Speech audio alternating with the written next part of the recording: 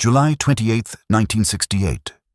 Tay Ninh Province, South Vietnam. 02:17 a.m. The moon is only a sliver above the black Virgin Mountain, barely bright enough to paint the American perimeter wire in faint silver. The air hangs heavy with humidity, thick enough that each breath feels like pulling warm water into the lungs. Inside the 3rd Brigade Fire Support Base, most of the men sleep boots, loosely laced flak vests, unbuttoned helmets tipped over their eyes. A lazy generator hum fills the night. But at the edge of the camp, something moves. The first sound doesn't come from the jungle. It comes from the wire. A faint click so soft a waking man might mistake it for his own heartbeat. Then another. Then silence. Corporal David R. Hanley, 22 years old, squints from his tower. He wipes the sweat from his eyes and leans forward, trying to pierce the darkness. Nothing. The jungle tree line looks still unmoving. Only the whisper of night insects drifts across the clearing. But the danger is already inside. Less than 60 meters from him, flat against the earth, a figure wrapped in soot-blackened cloth inches forward. His skin glistens with a thin sheen of buffalo grease masking scent, reducing friction, preventing snagging on the wire. In his teeth is a pair of long, curved cutters fashioned from bicycle spokes, silent and deadly. On his chest, held tight by cloth wraps, sits a block of TNT with a crude pressure fuse. His name is Sergeant High Sapper, team leader of the 269th VC Main Force Battalion. He has memorized this base, every firing arc, every tower rotation, every patrol path. To the Americans, he is invisible. Behind him, 11 more shadows crawl. Faces smeared charcoal bodies, nearly naked to reduce noise, each man carrying nothing more than explosives, wire cutters, and a single Chinese Type 56 pistol in case of disaster. Their mission is not to fight. Their mission is to annihilate. Inside the base, a radio operator rolls over and mutters in his sleep. A few yards away, a UH-1 helicopter sits empty, its rotors still warm from an evening medevac sortie.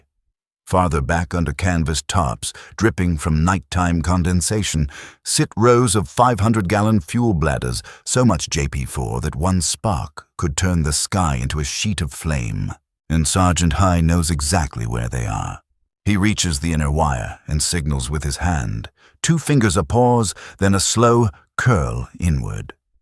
The team fans left and right, each slipping through the last gap in the perimeter.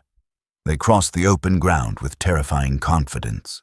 No shouting, no running, no hesitation. The Americans have seismic intrusion sensors in the dirt, but the sappers move so slowly, so deliberately, that the readings appear indistinguishable from heavy wind. When they reach the first row of sandbags, Hui kneels and listens. A guard steps somewhere above boots, scraping on wood planks. He is humming quietly, unaware of the dozen men crouched just meters below. Hui waits until the footfalls fade. Then he rises, not standing, just enough to slide his explosive charge behind the fuel bladder. He arms it with a twist of his thumb. 1 minute. Across the camp, Private Hanley leans back in his chair. All clear. Maybe a stray branch snapped in the heat. Maybe his nerves are firing again. He grabs his canteen. Then he hears it. A metallic clunk behind him. Something not right. Not normal. He straightens sharply.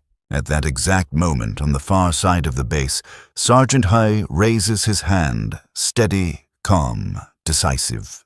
Explosions rip through the darkness. A white-hot fireball erupts upward as the first fuel bladder detonates, the shockwave slamming into towers, tents, and aircraft like a physical fist.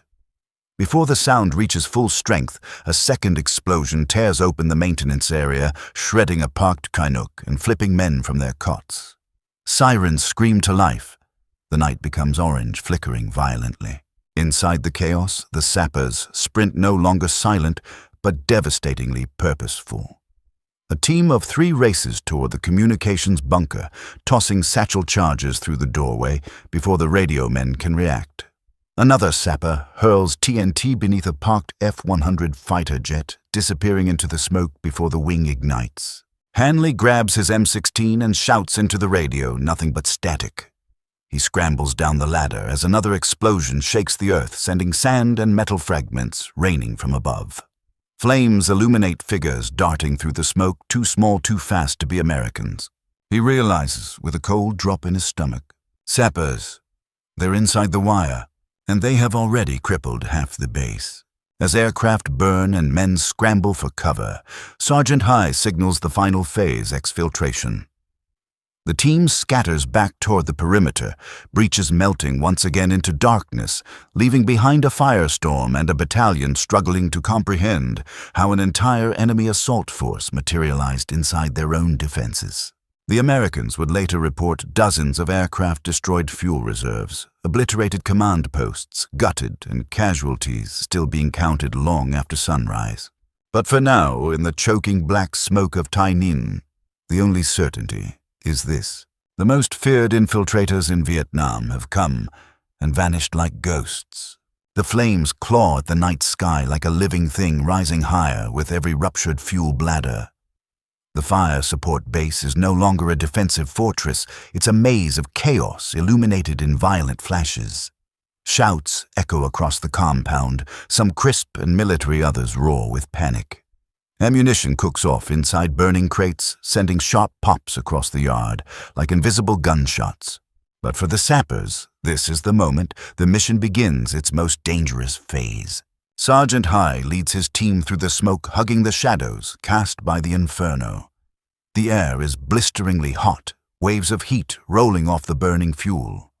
Their bare feet slap against the muddy ground as they sprint past debris, shredded sandbags, twisted metal, and the bodies of men who never saw them coming. Ahead, Specialist Tom Willis bursts from the comms tent, half-dazed, coughing, clutching a partially melted field radio. He stops dead when he sees three figures emerging from the haze. Their faces are masked in soot, their bodies nearly naked explosives strapped tight across their chests. For a heartbeat, neither side moves. Then the smallest sapper raises his Type 56 pistol. Willis dives just as the gun cracks. The bullet punches a hole through the canvas behind him. He lands hard, scrambling for cover as he yells, "Sappers inside the wire." His warning is swallowed by another explosion, this one deeper inside the camp, near the ammo dump. On the far side of the base, two sappers crouch beneath the tail of a parked F-100 Super Sabre. Its silver fuselage reflects the nearby flames, making it glow like an ember. One sapper, Bao Kiet, retrieves a satchel charge from his back, 3 pounds of shaped TNT wrapped in cloth and secured with bamboo strips. He pulls the fuse igniter with practiced ease. 10 seconds. He slides the satchel under the aircraft's wing root. 8 seconds. He taps his partner's arm and they bolt. 5 seconds. A fireball rips through the plane, the shockwave flipping Bao Kiet onto his stomach. Shrapnel screams overhead. He doesn't look back. A good sapper never does. Private Hanley reaches the ground-level lungs, burning as he sprints toward the southern perimeter. He's joined by Sergeant Fisher, who carries an M60 machine gun already slick with sweat and ash. They breach the line, Fisher growls, scanning the smoke. "We gotta cut 'em off before they escape." But as they round the corner of a collapsed sandbag wall, they see the truth. The sappers aren't escaping. Not yet. They are redirecting. Huy's team splits in two, half racing toward the artillery battery, half toward the command post. Their movements are fluid, rehearsed, almost beautiful in their precision. These aren't fanatics blindly rushing to die.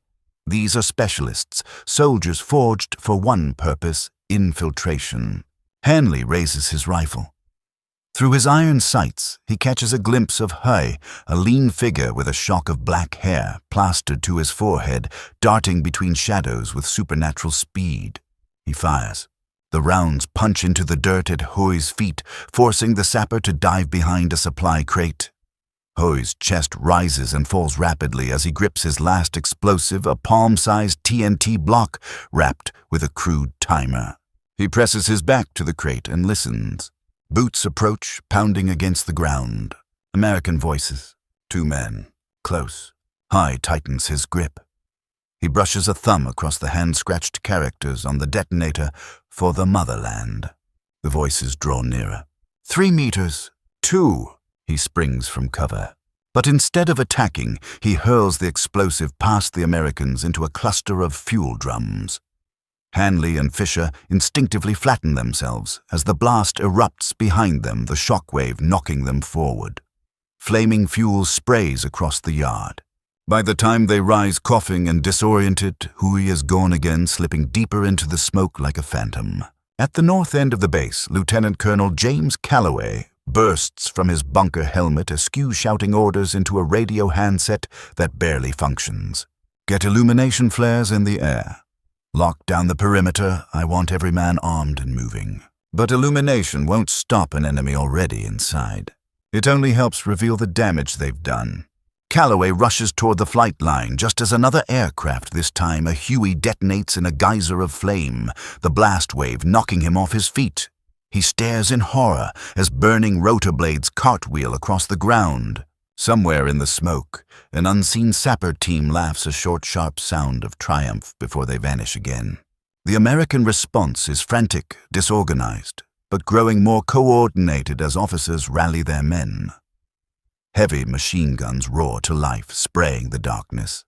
Flares streak skyward, casting pale light across the ruined base.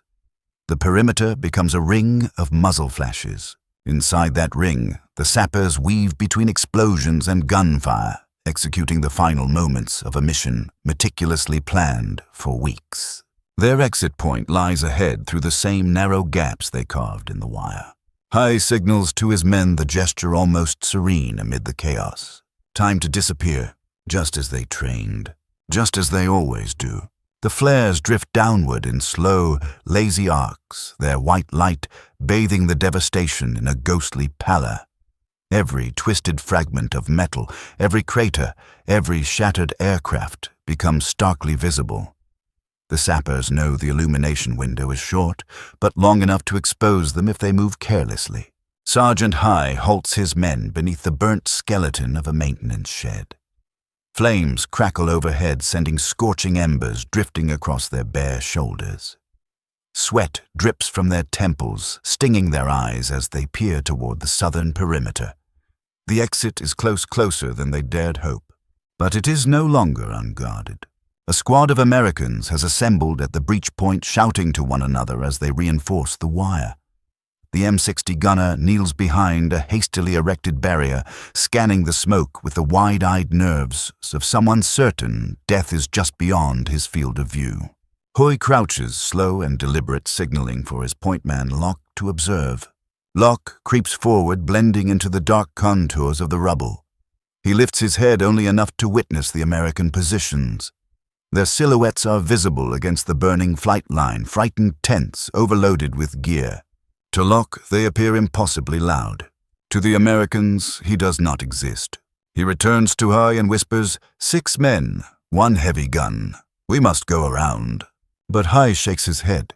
Going around means detouring into areas they had intentionally avoided, places where trip flares, claymore mines, and uncut wire remain untouched. Those routes are suicide. The only path is through the guarded gap. High touches Locke's arm, then silently distributes the team's remaining smoke charges, primitive mixtures of fuel and chemical powder meant to blind, choke, and confuse. Not weapons. Tools of survival. Behind them, deeper in the camp, the roar of a secondary explosion shakes the earth as the ammo dump finally succumbs to fire. A plume of debris erupts skyward, prompting a chorus of panicked shouts. For a precious instant, every American eye shifts toward the blast. High strikes his thumb against the fuse of a smoke charge. It hisses. 3 more ignite. In unison, the sappers hurl the canisters into the open ground ahead. Thick white plumes billow and cascade outward, enveloping the gap, swallowing both the Americans and the wire in swirling opacity. Hanley, choking on the sudden flood of acrid fumes, waves his hand desperately. I can't see them. Fisher, hold your fire. But Fisher, wide-eyed and chest-heaving, swings the M60 toward the smoke. Every instinct he has screams that death is inside that cloud, inching closer. He squeezes the trigger. A deafening stream of rounds tears through the fog, stitching glowing tracers into the night. Casings spill onto the dirt like metallic rain. Inside the smoke, Hui freezes, not from fear, from calculation. He waits for the M60's barrel to shift, listening, not seeing, using sound alone to sense its sweeping rhythm. The sappers flatten against the earth, pressing themselves into muddy depressions as rounds rip overhead, whipping cracks above their schools. Fisher adjusts his aim again, the barrel drifting left. Now, high signals. The sappers explode into motion. They sprint low and fast, feet hammering the soil as they weave between bullets. The smoke clings to their bodies like a shroud, hiding their outline until they are nearly atop the Americans. Hanley hears footsteps, soft, rapid, purposeful. He pivots, raising his rifle. A shadow bursts through the haze, colliding with Fisher. The M60 tumbles from Fisher's grip as the sapper slams a knee into his chest, sending him sprawling. Hanley fires 2 rounds, but the sapper is already gone, rolling, vanishing back into the white wall. Then others appear, darting like wraiths. One sapper barrels through the wire breach, diving onto his stomach to slip through the gap. Another tumbles sideways after tossing a small explosive to create more cover. A third emerges briefly enough for Hanley to glimpse a soot-blackened face and wide, determined eyes before he disappears into the darkness beyond the perimeter. The Americans are firing blind, now yelling orders, coughing, retreating from the smoke's suffocating sting. The sappers clear the wire. They vanish into the tree line. Hui is the last to cross. He pauses just seconds beyond the perimeter chest, rising with controlled breaths. His team has already melted into the jungle shadows, their silhouettes swallowed by dense foliage. He opens his hand, feeling the warm, humid night air brush across his palm. For a moment, he listens to distant gunfire, to shouted commands, to the crackle of flames devouring the American encampment. And then, without a sound, he turns and disappears into the jungle. Inside the base, Lieutenant Colonel Calloway stumbles into the breach point eyes, stinging throat raw. "Where are they? Where the hell did they go?" he shouts. Fisher coughs violently. Hanley stands beside him, trembling with adrenaline. "They were right here," Hanley whispers. Then they were gone. Calloway looks beyond the razor wire, into the black jungle wall. Even through the chaos, he feels it, the cold realization settling deep into his bones. The enemy didn't just break in, they walked out. Intact, victorious, untouchable. Dawn creeps over Tai Ninh like a slow confession, revealing the full wreckage of the night's assault. Black smoke rises in drifting columns. Twisted aircraft frames lie melted against the scorched earth. Fuel bladders smolder in cratered pits.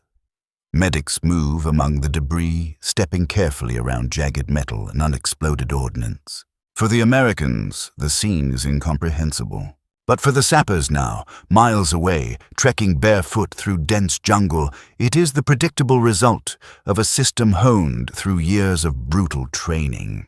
Sergeant Hui moves ahead of his men, machete in hand, slicing thin vines blocking their return path. Each step is deliberate. Though victory is certain, survival is not. Helicopters already churn the sky in search grids. Patrols will sweep the jungle within hours. The sappers must vanish completely. Behind him, Locke limps slightly, his thigh grazed by a stray M60 round. He grits his teeth but keeps pace. No one speaks. Not because silence is required anymore, but because every man is lost in the intensity of what they just accomplished, and what it took to be able to do it. Hui's mind drifts back to his first days in sapper training years earlier, deep in a remote camp along the Cambodian border. He remembers the instructors, stern veterans whose bodies bore the scars of a dozen infiltration raids.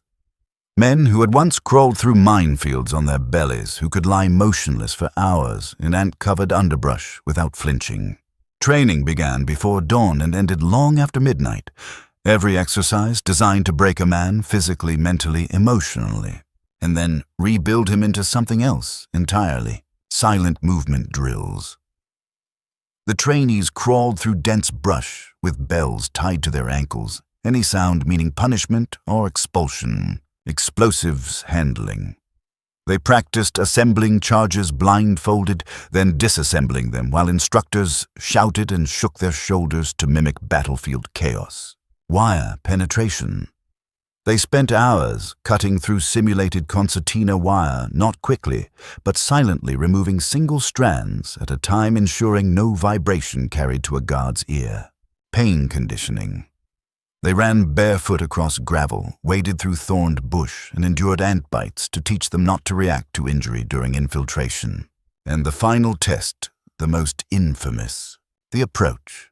Each trainee had to crawl within 10 meters of an armed guard without being detected. If the guard heard them and spotlighted them, they restarted from the beginning.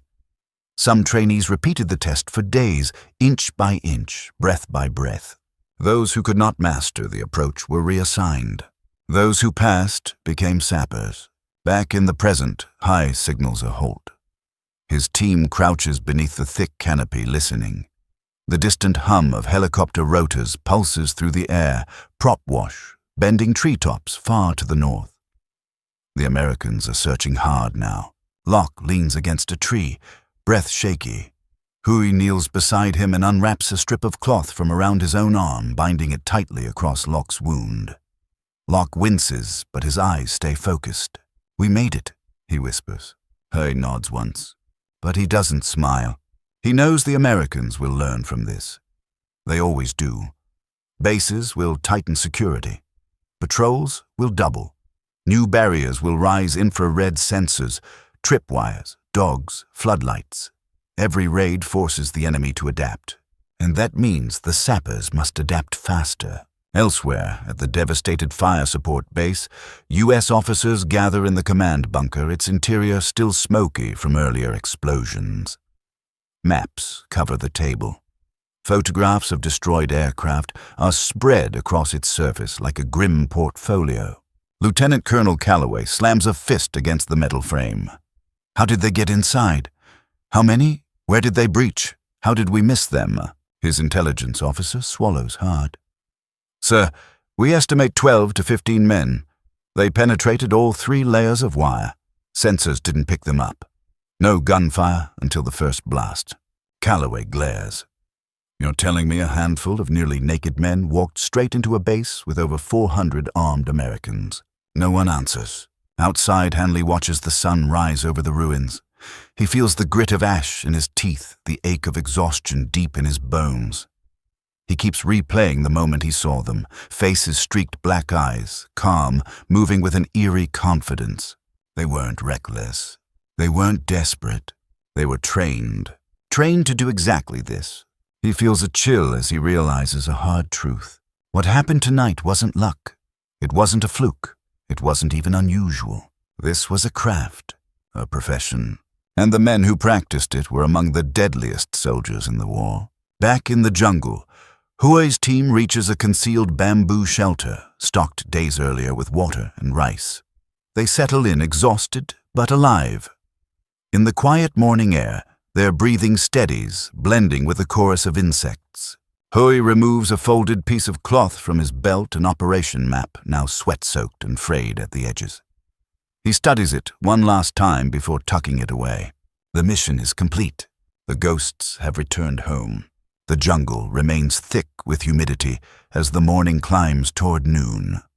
Sunlight filters through the canopy in narrow golden beams, each one shimmering on rising mist. The sappers rest in their hidden shelter, drinking cool water from bamboo tubes, letting their heartbeat slow after the night's ferocity. But peace never lasts long in this war. By midday, the unmistakable thump, thump, thump of helicopter rotors rolls across the treetops. Not distant this time.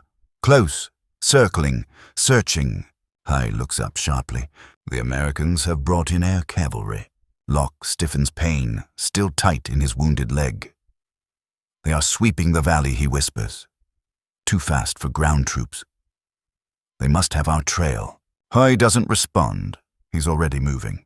Pack everything. Now. The team springs into action, gathering satchels, retying cloth, bindings, kicking dirt over footprints. Within seconds, the small hideaway looks abandoned, as if it hasn't been touched in months. They melt back into formation, 2 scouts ahead, the rest spaced precisely silent as the earth beneath them. Several miles north, Lieutenant Colonel Calloway rides in the door of a UH-1 as it banks low over the jungle. His face is drawn tight, creased with frustration and exhaustion. A cigarette trembles between his fingers, ashes drifting away in the rotor wash. Below him, the scars of the attack stretch across the horizon, black smoke spiraling into the sky, the base a charred wound on the earth. The pilot shouts over the engine noise. "Colonel, we've got 2 recon teams reporting heat signatures along the riverbank." Calloway leans forward, scanning the shifting green sea of canopy. "Drop them in. I want boots on the ground. These bastards are not getting away." He can already feel the pressure from higher command. The Pentagon wants answers. May CV wants accountability. The men of his brigade want revenge. And he wants redemption. As the helicopter banks again, Calloway spots something movement, faint but deliberate, slipping through a patch of light. "Take us lower." The pilot hesitates. "So that's too close to the canopy." I said lower. The Huey descends, but by the time it reaches the treetops, the movement is gone. Deep within the brush below, Huey's team freezes as the helicopter passes overhead. The downdraft sends leaves whipping across their faces. Sweat beads on their foreheads. Not one man moves. Not one breath is wasted. The helicopter sweeps past. Only when its sound fades does Huey gesture the team forward again. Every second matters now. The jungle terrain becomes harsher, thicker vines, jagged roots, knee-high ferns that conceal holes deep enough to break an ankle. But the sappers move quickly, conditioned by years of navigating terrain that would cripple lesser soldiers. Locke struggles but refuses help. His limp grows more pronounced. His brow shines with fever. "We can make the border by dusk," one of the men whispers, "if we push hard." Hai nods, though he knows the timeline is ambitious. The border with Cambodia is salvation and the caches of supplies and friendly NVA units await. But the Americans are tightening the noose. He considers splitting the unit, one group moving fast, another slow with the wounded. But dividing small teams is deadly. He refuses. They stay together. Elsewhere, Hanley trudges through the ruins of the fire support base, boots sinking into mud and soot. The base has become a tableau of wreckage. Bent rotor blades, smoldering tires, ammunition crates ripped open like rib cages. The acrid stench of burned fuel lingers heavy in the air. He walks past a row of destroyed helicopters and stops at the crater where Sergeant Fisher had fired blindly into the smoke hours earlier. He kneels, picking up a handful of ash and letting it sift through his fingers. He doesn't know the sappers' names. He doesn't know where they came from. He doesn't know what drives men to charge through wire and fire with nothing but TNT strapped to their chests. But he knows one thing: they will be back. And next time, they may not just cripple the base. They may erase it. Hanley tightens his grip on his rifle. The war has changed for him. He has seen the enemy up close, not distant silhouettes on a ridge, not scattered figures caught in airstrikes, but men with steady eyes, men who move through fire like it's a doorway, men who do not fear death. The sun begins to set as Hai's team reaches the edge of a broad river, its surface smooth and gold beneath the fading light.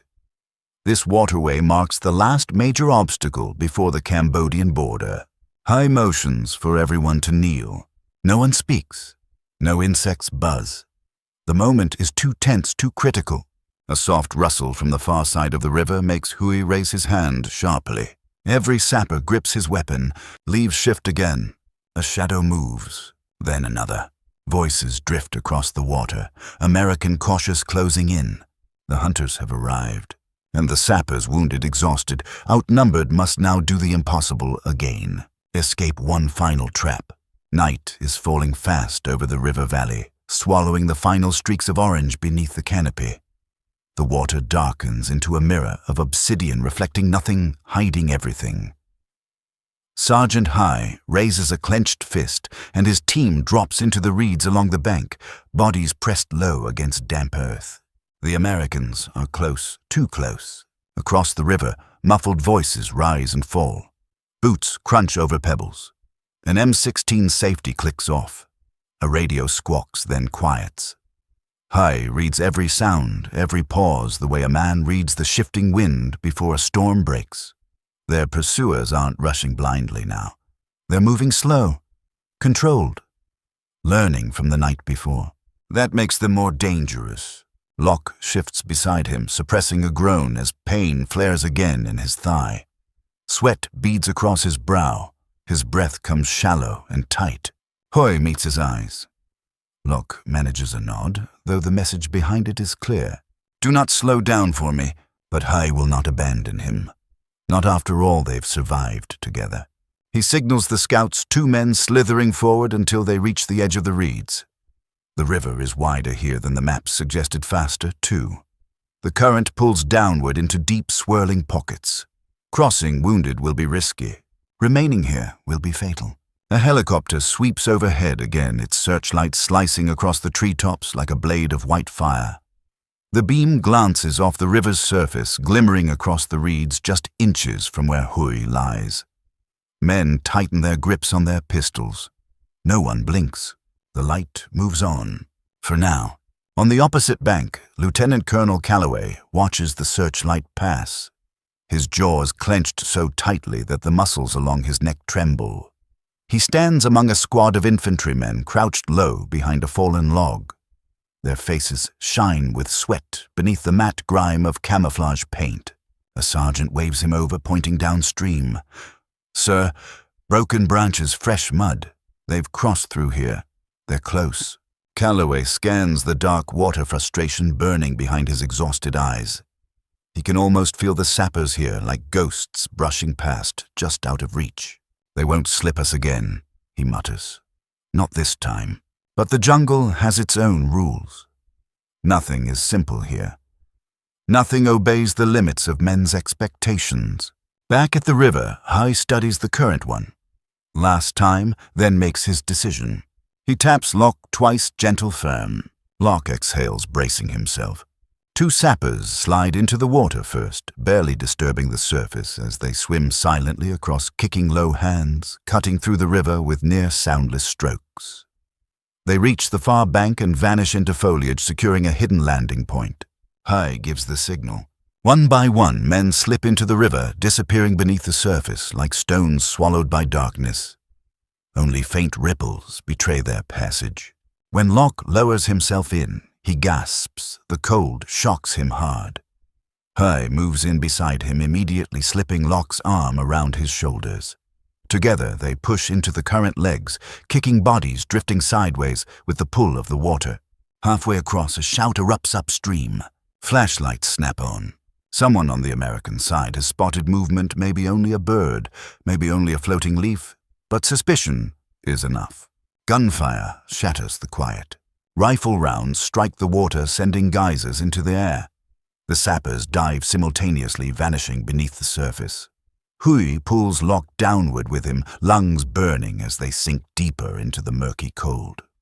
Sound becomes a distorted rumble above rifle cracks, muted into distant thumps. Bullets slicing through water with eerie streaks of silver. Hui's chest aches. His body begs for air, but he waits. He counts. 1 breath left. The gunfire pauses. Then they rise. The 2 break the surface just at the far bank, hidden beneath overhanging roots. Hui pushes Locke upward gently. Waiting hands haul them out, dragging them into the brush. Locke collapses onto the ground, coughing river water, trembling violently. But he is alive. All of them are. Hui places a hand on Locke's shoulder, the faintest ghost of relief softening his hardened expression. They made it. By the time Calloway's men sweep the riverbank, the sappers are long gone, melted into the labyrinthine trails that lead toward the Cambodian border. The American soldiers find only footprints in soft mud, a few snapped branches, and a patch of reeds pressed flat where bodies once waited. A trail that ends infuriatingly abruptly. Calloway kicks the dirt jaw tight. They're ghosts, he mutters. Damn ghosts. Hanley, standing nearby, shakes his head. No, sir. Just men who know this land better than we ever will. Calloway doesn't answer. He watches the jungle, dense, indifferent, impenetrable, and feels the sting of defeat settle in again. Not the first, not the last, not against an enemy like this. Hours later, across the border, Sergeant High and his surviving team sit beneath a cluster of bamboo trees wrapped in blankets, sipping hot broth. Locke lies with his leg freshly dressed, breathing easier now. For the first time since the raid began, the tension releases from Howe's shoulders. He gazes into the embers of a small fire. Its glow flickers in his eyes, not triumph, not pride, but the quiet intensity of a man who has seen war's demands and paid them in full. He doesn't celebrate. A sapper never celebrates. He simply prepares for the next mission, the next night, the next wire breach, the next silent approach into the heart of the enemy, because this war is far from over. And as long as the night exists, as long as bases glow with lights across the jungle, as long as aircraft sit waiting on bright, vulnerable tarmacs, men like Hui will rise again from the darkness, not as soldiers, but as shadows,